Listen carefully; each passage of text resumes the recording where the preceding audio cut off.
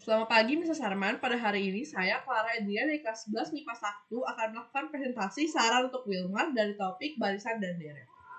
Berdasarkan informasi yang diketahui bahwa setelah Wilmar kembali dari reuni, Wilmar pun memikirkan untuk membeli sebuah mobil. Wilmar ingin membeli mobil untuk beberapa tujuan. Yang pertama adalah untuk memudahkan transportasi ke kantor agar terhindar dari hujan dan juga terik matahari. Yang kedua, mengantar orang tua yang harus kontrol di rumah sakit setiap bulannya. Dan juga yang ketiga, untuk tamasya bersama keluarga. Wilmar sudah memiliki tabungan sebesar 50 juta rupiah dan memiliki gaji atau pendapatan setiap bulannya sebesar 10 juta rupiah. Setelah dihitung-hitung, Wilmar dapat menggunakan 5 juta atau lebih sedikit dari 5 juta untuk membeli dan menabung untuk sebuah mobil. Setelah melakukan riset dan melakukan kunjungan ke berbagai showroom, dikatakan bahwa Wilmar ingin membeli sebuah mobil MPV. Oleh karena itu, saya ingin menyarankan Wilmar untuk membeli mobil Xenia 1.3 MT. Alasan mengapa saya merekomendasikan mobil ini adalah karena mobilnya memiliki bentuk yang bagus dan memiliki tempat duduk yang cukup lega dan besar, memuat banyak orang dan juga bisa memuat banyak barang jika Wilmar ingin bepergian. Mobil ini juga tersedia dengan berbagai warna yang bervariatif dan bisa dipilih sesuai selera. Sebelum memutuskan apakah Wilmar harus mengambil kredit atau deposito untuk membeli mobil ini, di sini saya sudah membuat rangkuman harga dari harga mobil MPV Xenia 1.3 MT. Diketahui bahwa pada 2018 mobil ini bernilai 181.450.000 juta rupiah. Pada 2019 mobil ini seharga 183.350.000 rupiah. Pada tahun 2020 mobil ini seharga 184.500.000 rupiah. Pada 2021 mobil ini bernilai 193.900.000 dan pada tahun 2022 mobil ini bernilai 212.300.000. Nah, setelah itu saya melakukan perhitungan terhadap berapa kenaikan persentase dari harga mobil dari tahun ke tahun. Setelah itu saya rata-ratakan dan didapatkan bahwa persentase kenaikan harga mobil dari tahun 2018 ke 2022 adalah sekitar 4,97% rata-ratanya. Dan saya tambahkan jumlah tersebut kepada tahun-tahun berikutnya. Jika Wilmar ingin mengambil deposito, maka dia akan membeli mobil ini 5 tahun kemudian, yaitu pada tahun 2027. Maka dari itu saya tambahkan nilai persen dari 4,97% ini ke harga mobil 2022 untuk mendapatkan harga mobil 2023. Dan saya kalikan juga 4,97% ini pada harga mobil 2023 dan ditambahkan dengan harga mobil sebelumnya, yaitu pada tahun 2022, untuk mengetahui berapa harga mobil di tahun-tahun berikutnya. Wilmar berkeinginan untuk melakukan deposito, saya menyarankan Wilmar untuk mengambil di Bank Mandiri yang memiliki bunga 2,50%. Diketahui bahwa Wilmar memiliki tabungan sebesar 50 juta rupiah dan pendapatan setiap bulan 10 juta. Dan juga dana yang dapat digunakan untuk membeli mobil adalah sama dengan atau kurang dari 5 juta rupiah. Nah, waktu menabungnya adalah 5 tahun atau 60 bulan dan juga saya menambahkan asuransi mobil selama 1 tahun dari Zurich yang seharga 1.260.000 per tahun.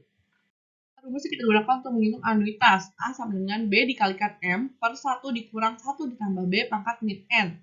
Bisa dilihat di contohnya, pada periode 1 kita melihat bahwa A per 1 ditambah B.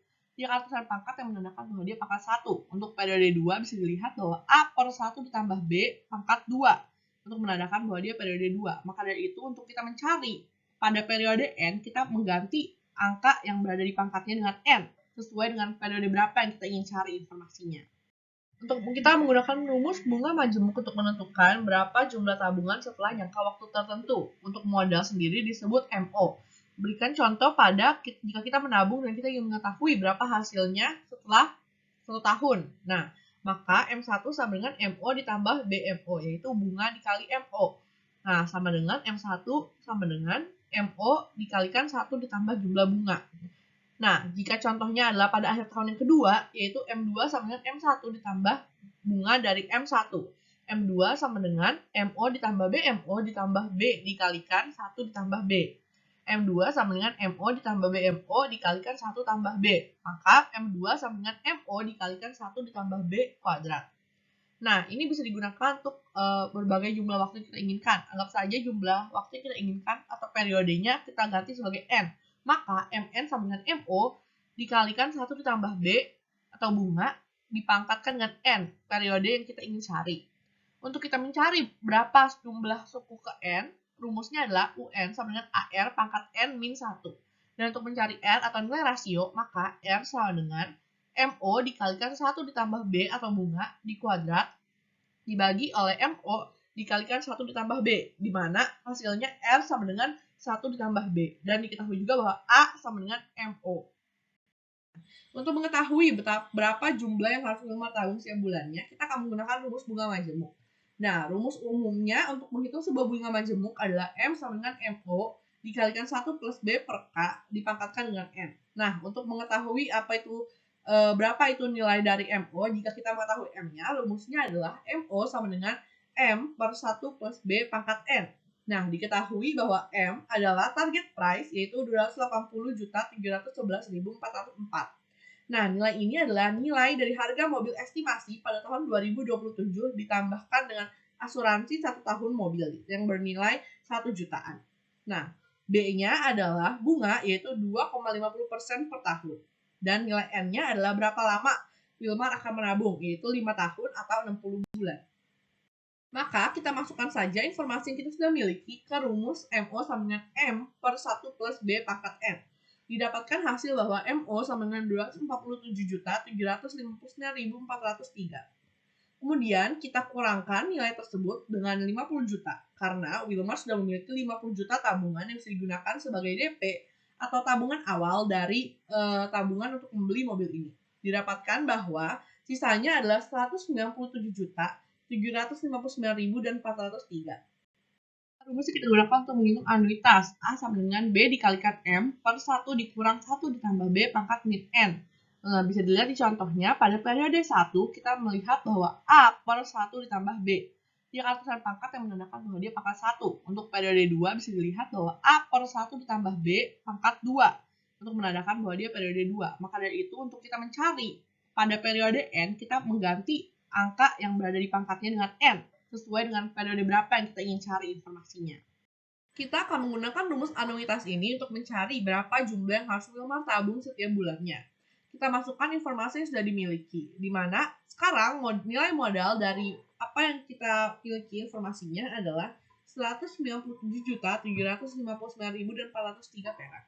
Kita masukkan ke rumus A sama dengan BM per 1 dikurang 1 plus B pangkat min N. Nah, di sini kita masukkan saja bunganya 2,50% per 12 dikalikan dengan 197.759.403. Kemudian kita bagi dengan 1 ditambah 2,50% per 12 dipangkatkan dengan min 59. Kita menggunakan min 59 karena pada bulan pertama yang dimasukkan Wilmar ke akun depositonya adalah 50 jutanya. Oke, didapatkan bahwa nilai A berapa yang harus dia tabung setiap bulannya adalah 3.565.552 perak.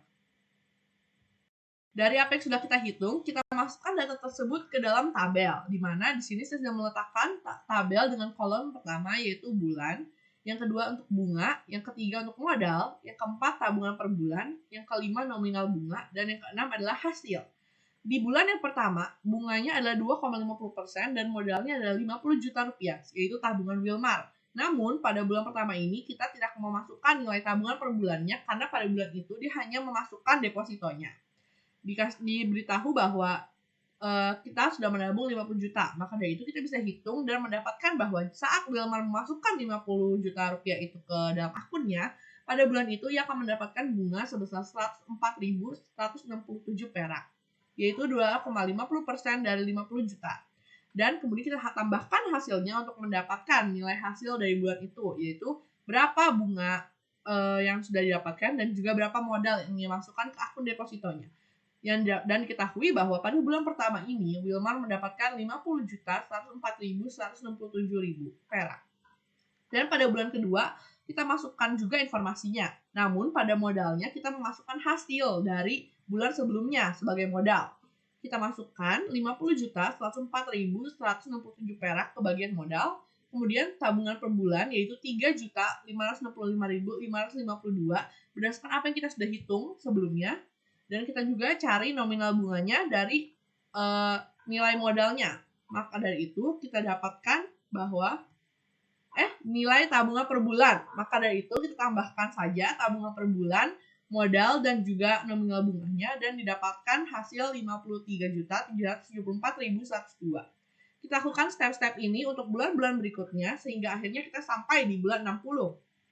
Di mana sekarang modal Wilmar adalah 276.104.670 perak ditambahkan dengan tabungan per bulannya yang tetap jumlah sama yaitu 3.565.562 dan nominal bunga sebesar 575.218 dan didapatkan bahwa pada bulan ke-60 hasil dari tabungan Wilmar selama ini adalah 280.711.404.